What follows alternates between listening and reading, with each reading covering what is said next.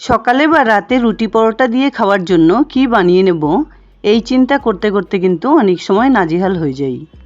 নমস্কার বন্ধুরা, আজ আমি সেরকমই একটি রেসিপি তোমাদের সঙ্গে শেয়ার করব, যেটা রুটি পরোটা লুচি বা ভাত সব কিছুর সঙ্গেই দুর্দান্ত হবে খেতে। খুব কম সময়ে ঝটপট বানিয়ে নেওয়ার মতো এই রেসিপিটি। তাহলে চলো দেরি না করে দেখে নেওয়া যাক পুরো ভিডিওটা।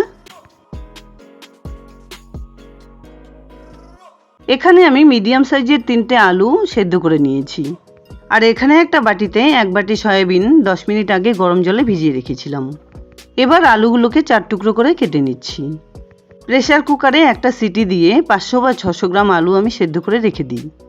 তাহলে যখন তখন কিন্তু বাচ্চাদের খুব সুন্দরভাবে টিফিন বানিয়ে দেওয়া যায়। এবার একটা কড়াইতে 2 টেবিল স্পুন সাদা তেল গরম করে নিলাম। তেলটা গরম হয়ে এলে ফোড়নে দিয়ে দিলাম হাফ টিস্পুন সাদা জিরে। এখানে একটা মিডিয়াম সাইজের পেঁয়াজ খুব মিহি করে কুচিয়ে নিয়েছিলাম, সেটা হালকা করে ভেজে নিচ্ছি। এখানে একটা প্লেটে আমি কেটে নিয়েছি অর্ধেকটা ক্যাপসিকাম, একটা বড় সাইজের টমেটো কুচি আর 3-4টে কাঁচা লঙ্কা কুচি।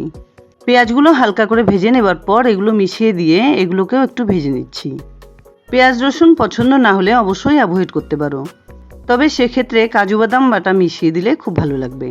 খুব ভালোভাবে কষিয়ে নেবার পর মিশিয়ে দিলাম পরিমাণ মতো নুন, হাফ টিস্পুন হলুদ গুঁড়ো, হাফ টিস্পুন জিরে গুঁড়ো, হাফ টিস্পুন ধনে গুঁড়ো, হাফ টিস্পুন কাশ্মীরি লঙ্কা গুঁড়ো, 2 টেবিল স্পুন আদা রসুন বাটা। এবার সব কিছু একসঙ্গে করে আরেকটু ভালোভাবে কষিয়ে নিচ্ছি। 1-1.5 মিনিট এভাবে কষিয়ে নেবার পর সেদ্ধ করে রাখা আলুগুলো মিশিয়ে দিলাম, সঙ্গে দিয়ে দিলাম ভিজিয়ে রাখা সয়াবিনগুলো। এবার সমস্ত মশলার সঙ্গে মিশিয়ে আলু সয়াবিনগুলোকে একটু ভালোভাবে কষিয়ে নিচ্ছি। সয়াবিনে থাকে হাই প্রোটিন, যা বাচ্চাদের জন্য খুবই ভালো। আর এভাবে করে রান্না করে নিলে বাচ্চা থেকে বুড়ো সবাই কিন্তু খেতে খুব পছন্দ করবে। যেহেতু আলু আর সয়াবিনগুলো সেদ্ধ করে নেওয়া, তাই খুব একটা বেশি কষানোর দরকার নেই। কিছুক্ষণ এভাবে কষিয়ে নেবার পর মিশিয়ে দিলাম হাফ গ্লাস পরিমাণ জল। কিছুক্ষণের মধ্যে ঝোলটা ভালোভাবে ফুটে এলে মিশিয়ে দিলাম কিছুটা পরিমাণ গরম মশলা গুঁড়ো। চাইলে কিন্তু তোমরা এখানে 1 টেবিল স্পুন ঘি ইউজ করতে পারো। 1 table spoon cornflour 2 table spoon জলের সঙ্গে খুব ভালোভাবে মিশিয়ে নিয়েছিলাম। এটা এবার এর সঙ্গে মিশিয়ে দিলাম। এতে করে এই রেসিপির টেক্সচারটা খুব সুন্দর হবে। যাই হোক, রান্নাটা কিন্তু আমার এখানে হয়ে গেছে। এবার এটাকে নামিয়ে নিচ্ছি। আলু সয়াবিনের তরকারি তো তোমরা অনেক রকমভাবেই অনেক সময় বানিয়ে নিয়েছো। আমার এই রেসিপিটি ফলো করে এভাবে একবার বানিয়ে খাওয়ার অনুরোধ রইল।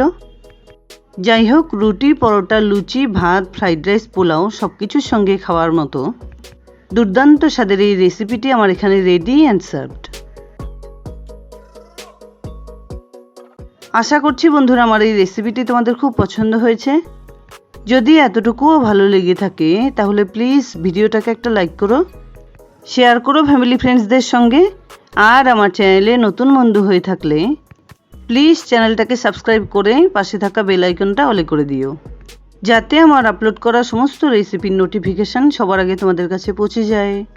দেখা হচ্ছে নতুন কোনো রেসিপি নিয়ে। ভালো থেকো, ধন্যবাদ।